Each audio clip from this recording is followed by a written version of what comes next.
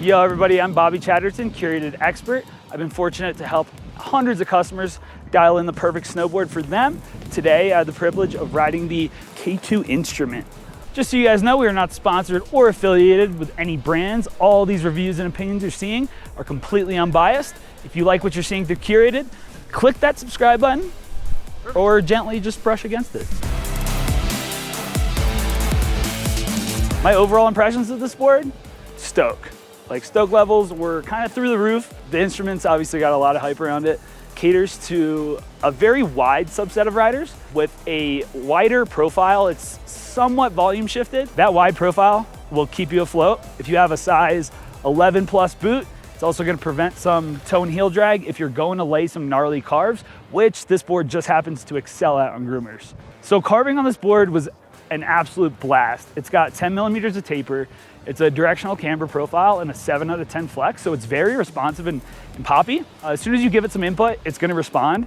But what I noticed was that with that taper, with the wider profile, I was really just digging some trenches, getting low, lower than I thought I could, and still rebounding and carrying out that turn. The edge hold on the instrument really comes from the directional camber.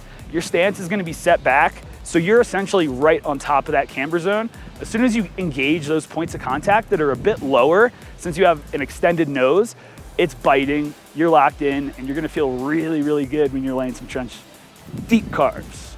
I was cooking pretty fast and I felt super stable. Even with the directional camber, this being a setback stance, I felt no instability in the nose like I have on some similar directionally shaped boards. Very, very stable at high speed, 7 out of 10 flex with that camber profile. If you wanna charge, this is a very good option for you, for sure. I wouldn't call the K2 instrument the most playful snowboard out there, but if you know what you're doing on a snowboard, you know how to manipulate and handle camber, you will get some pop out of this for sure, and some unexpected pop. Hitting some side hits, just kind of like navigating through some natural terrain, it can be a freestyle board. You can do a lot on this.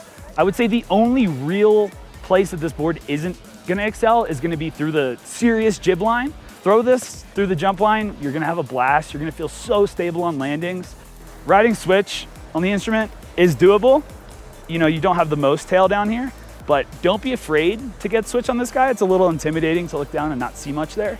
But I had some very fluid switch turns that felt pretty good considering it does have that 10 millimeter taper. If you're looking to ride through the mogul fields, if that's your jam and you enjoy those burning quads, this might not be the best pick for you. Considering it has a wider profile, it takes a little bit more effort to get it up on edge.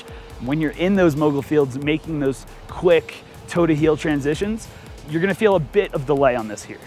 That being said, because it is so responsive, you can power through a lot of stuff that you're probably not expecting yourself to be able to. I had a blast of a time. It was way more than what I expected. Between the laid back camber profile and the rocker in the nose, the carbon stringers running through the whole thing, it was a blast. One of the best pow days I've had in a very long time. So this is a beast of a free ride board for powder, bombing groomers, cutting through the trees, chunder, ripping through moguls, really anything. This has a setback camber profile, so you have more of a camber from the back and then you have a rocker in the front, so you get amazing float, and then when you lean back and you're in the powder, it just kind of lifts the nose on its own. There is no difficulty whatsoever trying to get this to cut through the powder.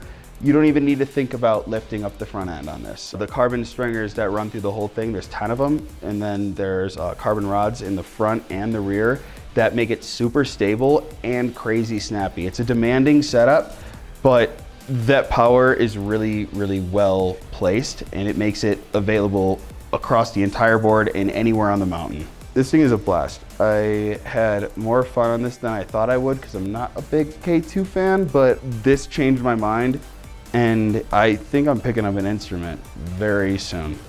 I would say the K2 instrument caters most to the riders that are out west, or they have access to deep, fresh snow, and they're also looking to lay down some fast, hard charging turns on the groomers. That's really where this board is built for. The profile caters both to on-piste groomers and deep off-piste snow. You can take it through the park. I didn't get to jib on it. It's jibbable. Obviously, it's not a park board. Hit the jump line on this thing, you're guaranteed to have a good time for sure.